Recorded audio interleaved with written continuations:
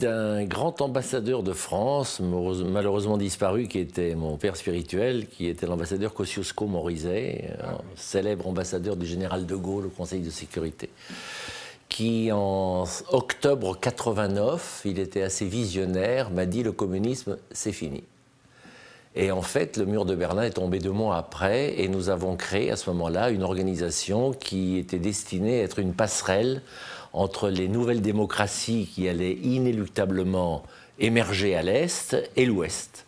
Et puis, au fil des années, de l'Europe centrale, on est passé à l'ancienne Union soviétique. Donc, on est retombé sur les républiques musulmanes de l'Union soviétique. On est passé à l'Iran, au Moyen-Orient, à la Méditerranée et à l'Afrique. Et c'est notre zone d'influence aujourd'hui, de l'Europe à la frontière chinoise et jusqu'au sud de l'Afrique. Et j'ai réuni à 3 reprises Shimon Peres et Yasser Arafat. La première fois en avril 1994 à Bucarest, avec le soutien du président Iliescu.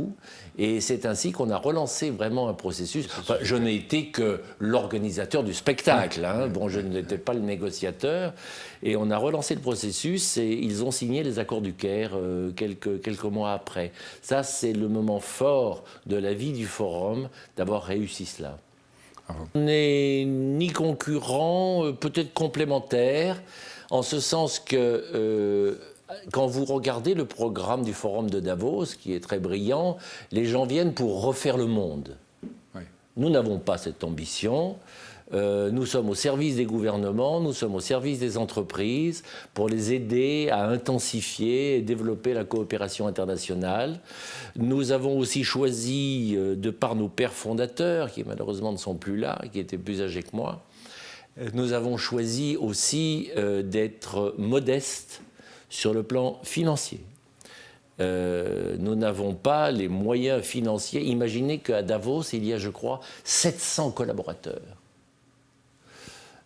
Nous sommes 15 et nous faisons un travail qui est apprécié de manière différente, mais nous avons réussi à créer un cadre qui est apprécié dans le temps parce que les anciens reviennent et les anciens parlent pour nous. Nous avons réussi à créer un cadre qui est assez intimiste, assez confidentiel. Nous faisons des forums de 400, 500, 600 personnes. Davos, c'est 3000, 4000 personnes. C'est un choix que j'ai fait parce que philosophiquement, personnellement, j'ai décidé ça tout seul. Personne ne m'a demandé d'aller à Darla. J'ai dit, je ne supportais plus les pressions qui étaient mises sur toute une population au prétexte de vieux problèmes des fonds de citerne de la guerre froide, une population qui était isolée du monde.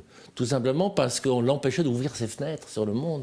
Et nous avons ouvert ces fenêtres. Ça, je veux être modeste sur ce que nous avons fait, mais je suis assez sûr de moi, à savoir qu'en amenant autant de personnalités internationales, maintenant on parle de Darla partout dans le monde, et les gens veulent venir à Darla, et les gens de Darla sont heureux. Il suffit de les interviewer, il suffit de les voir pour le savoir.